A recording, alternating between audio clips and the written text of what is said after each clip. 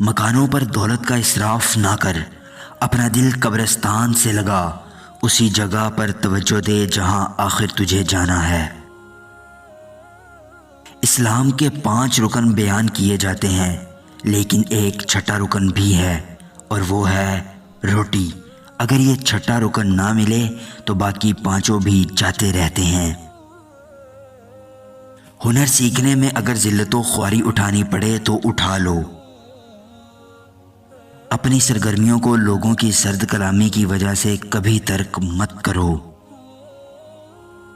اے درویش، جس نے سعادت حاصل کی خدمت سے کی، کیونکہ دین دنیا کی نعمت مشائخ اور پیروں کی خدمت کرنے سے حاصل ہوتی ہے۔ دوست سے ہم کلامی کی سعادت قرآن شریف کی تلاوت سے ہوتی ہے۔ اے درویش، اگر 100 سال بھی تو مارا مارا پھرے اور مقسوم سے بڑھ کر رزق طلب کرے تو مقدر سے زیادہ ذرہ بھر بھی تجھے نہیں ملے گا۔